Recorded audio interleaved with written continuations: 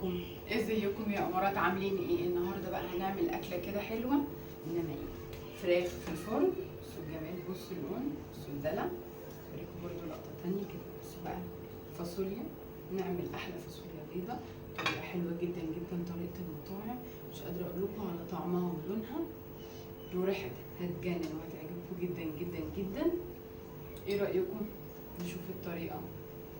يلا بينا نقول بسم الله. بس هوريكم كمان لقطه من قريب جدا قد ايه لونها حلو، قوامها مظبوط، والصلصه مش تقيله وحلوه جدا. يلا بينا. يلا. السلام عليكم ورحمه الله وبركاته. عاملين ايه يا امارات؟ يلا نقول بسم الله وندخل على الطبخه بتاعتنا. هنجيب سمنه، معلقه سمنه في حله، تمام. وبصي بقى اللي عندك بقى، فراخ وريك، كل المتوفر عندك اعملي، مفيش اي مشكله. انا بحط يعني قولي معلقة سمنة كبيرة كده، مش مليانة، ممسوحة، وعليهم معلقتين زيت عشان اشوح فيهم عموما اللحمة او الفراخ. دي بقى يا جماعة كانت فرخة انا عملتها، هسلقها كمان عشان اخد ميتها واعمل بيها الفاصوليا لغدا النهاردة بأمر الله. بس كل الفراخ، انا الفراخ بقى كانت عندي متنضفة ومظبطاها، وايه هبتدي اشوح. دي طريقتي في سلق الفراخ. اللحمة لازم اديها صدمة الاول، وبعد كده ابتدي ايه احط لها الميه. في ناس بتحطها على طول في الميه، لا انا بحطها بصراحه كده، يعني دايما لازم اديها صدمه كده عشان الزفاره والكلام ده كله، فيها اي ميكروب اي حاجه تروح، وبيبقى طعمها ألذ كمان. عايزه افكركم بقى يا جماعه، اللي ما اشتركش في القناه يشترك ويفعل الجرس، يكتب لي كومنت حلو ويقول لي بيتابعني منين. نكمل طبختنا. هنحط بصلايه، بس هي كنت اسمها 2 كبيره، وطماطمايه وسط، ورق لورا، وحبهان، وفلفل اسود حب. يا جماعه الفلفل الاسود الحب بيتحط على الحاجه وهي بتتسلق عشان ما يغيرش لون الشوربه، اذا كان فراخ او لحم، حتى الكوارع، اي نوع شوربه حاجه بتتسلق فيها من البروتينات بنحط لها فلفل اسود الحب، عشان الفلفل الاسود المطحون بيغمق الشوربه، واحنا عايزين لونها يبقى ايه، حلو. بأمر الله هتشوفوا في الفيديو ايه ازاي لونها يبقى حلو. هنا خلاص بقى خدت الصدمة ولونها غير من كل الجوانب، هبتدي بقى ايه احط لها المية. انا مش هحتاج ازود لها اي حاجة خالص. والملح يا جماعة لما تقرب السوا بتاعها، دي حتة قرفة دي اختياري، انا بحب دايما احط ايه عصاية قرفة كده، حتة صغنونة، دي حتى مش عمود كامل يعني، شايفينه كسرة حتة منه صغير، وحطيتها فيه. هسيبها تتسلق لغايه بقى نجيب الفاصوليا، طبعا نشطفها شطفه حلوه، ولو فيها اي حاجه نشيلها تراب او حاجه، وننزل في ميه سخنه نسلقها. هتسلقيها نص سلقه بحيث ان هي ما تبقاش طريه قوي، لان لسه هنكمل سواها في ايه، في الصلصه. هي خلاص انا سلقتها وصفيتها، يعني يا جماعه بالظبط تسلقيها ربع ساعه، لان هي بتبقى ماسكه نفسها شويه شديده. خلاص انا عندي هنا بقى بصلايه، خلاص جبت معلقه سمنه، بقى عايزه سمنه زيت دي بترجع لك، الدهون دي بتاعتك انت، خلاص زيت زيتون. وجبت بصلايه كده حلوه كبيره، انا دايما بحب استخدم البصل الاحمر، انا بحبه بيدي طعم كده، بحسه مسكر. يعني في ناس تقولك لا ده مش للطبيخ اكتر، ده للشاورما وللسلطات، انا بحبه برضو للطبيخ. مش هغير قوي لون البصلايه، خليها بس تصفر حاجه بسيطه كده، وانزل عليها ايه باللوبيا. بصوا يا جماعه اللوبيا عامله ازاي، ما استوتش للاخر، بكمل سواها في الصلصه عشان تاخد النكهه بتاعه ميه الفراخ والصلصه. خلاص انا قلبتها تقلبتين كده مع البصل، وكنت ايه طحنه في الخلاط 5 طماطميات، بالنسبه ده كان نص كيلو ايه فاصوليا، ماشي. وكمان مش حاطه ميه كتير يا جماعه عشان انا هحط ايه شوربه. يعني بصوا كنت كمان باخد الصلصه اللي في الشفشه الخلاط بالشوربه. وهكمل طبعا بقيه الحله مع الطماطم ايه شوربة الفراخ. طبعا كانت الفراخ انا عاملاها الاول قبلها بشوية عشان تكون اتسلقت تمام، وايه اقدر اخد منها الشوربة. بسم الله ما شاء الله، ربنا يحسن ما بين ايديكم وايديا يا رب.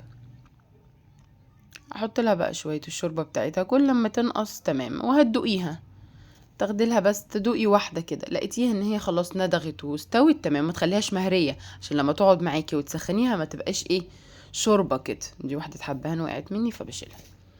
يعني خلي دايما الحاجة فيها جرشة كده، ما تبقاش مهرية، لان هي لما تقعد معاكي هتسخنيها تاني، يعني الحاجة دي مثلا لما تقعد معايا تاني، ايه المشكلة لو بقى مني خضار اشيله في الفريزر؟ ما نرميش حاجة يا جماعة، النعمة ما بتترميش. مش عايزة ترميهم وبتاكلي اليوم بيومه، طبق نضيف حلو، اي حد غلبان حواليكي نازلة الشارع، الناس الغلابة كتير، هتحطيهم في طبق محترم ايه منك عملتي اطعام ايه وانتي ماشية. طبعا دي فكرة طبعا اللي حابب، وربنا يا رب يجعل الخير ما بيننا دايما. نحط بقى ايه الملح بتاعنا، الملح ده على حسب تذوقك انتي. بصوا بقى يا جماعة، دي كده حاجة كده حلوة قوي. بصوا، جيبوا البابريكا المدخنة، هتحطي معلقة بس تدي اللون للشوربة، للصلصة والفاصوليا طعم حلو قوي. بس جربوها، في ناس تقولك لا انتوا بتحطوا تواب، جربي جربي مش هتخسري، صدقوني هتعجبكم جدا. معلقة بابريكا بس واحدة. خلاص نحط بقى ايه التوابل بتاعتنا، شوية فلفل اسود صغيرين، ما تنسوش ان احنا حاطين فلفل اسود في الشوربة بتاعة الفراخ، يعني مش هنزود. خلاص، والملح على حسب ايه انتي بتحبي الملح ايه، او عندكم العيلة بتحبوا ايه.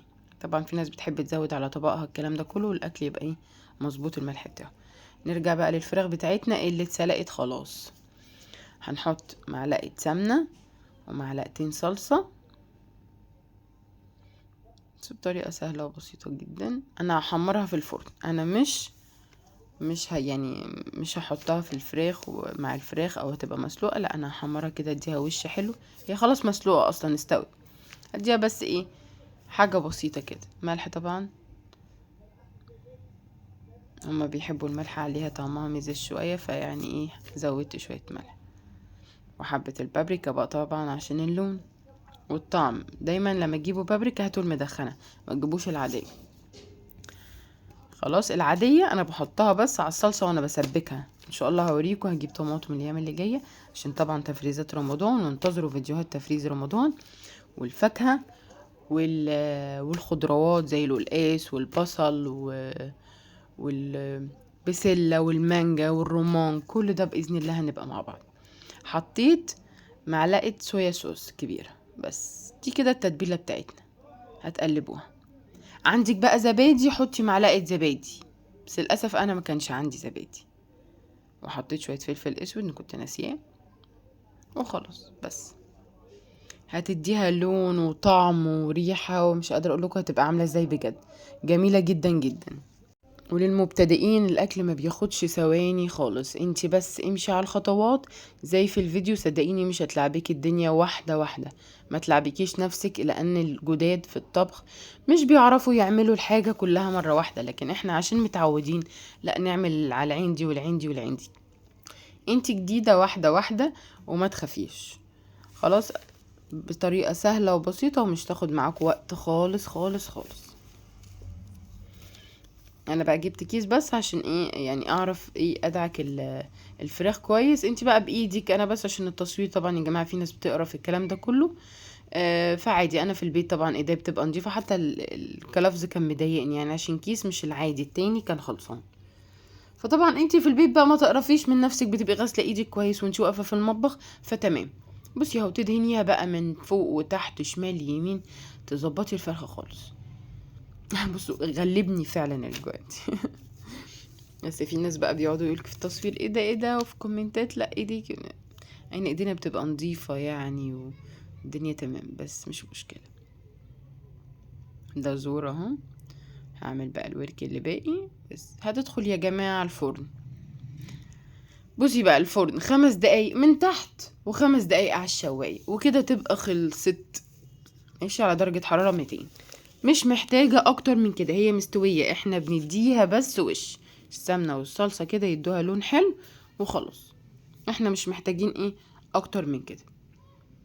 اكلتنا سهلة وبسيطة وكلها فايدة طبعا، الخضار طبعا الاطفال عارفين انها في البيت بيحبوا النشويات اكتر زي المكرونات والجلاش والحاجات البانيه بس طبعا الخضار ده لازم، فايدة ليهم ولصحتهم، حتى لينا احنا كمان ولجسمنا. يا رب الطبخة دايما تعجبكم من ايدي، وقولوا لي نفسكم نعمل ايه مع بعض، وبكده نبقى الحمد لله خلصنا اكلتنا، والف هنا وشفا عليكم. طبعا هوريكم في فيديو بعد ما كله استوى الدنيا بقت جميلة ازاي، والطبخة قد ايه حلوة. اوريكم لون الفاصوليا ولون الفراخ. بصوا بقى يا حبايب قلبي قد ايه كان لونها مظبوط وطعمها حلو جدا جدا، والصلصه بتاعتها مش تقيله ومظبوطه، والفراخ طبعا بقى بعد ما حطيناها في الفرن تتجنن ومستويه وبيضه من جوه زي الفل. هبقى اوريكم فيديوهات كمان ازاي ننضف الفراخ والحاجات دي كلها، اي حاجه فيها زفاره نجرب. هنا كنت بدوق بصراحه، كنت جعانه جدا بقى وعايزه اكل. جربوها وقولوا لي ايه رايكم. الف هنا وشفا عليكم، ربنا يحسن ما بين ايديكم وايديا. انتظروني في فيديوهات جديدة الأيام اللي جاية. بس بقى جعانة جعانة يا جماعة بقى.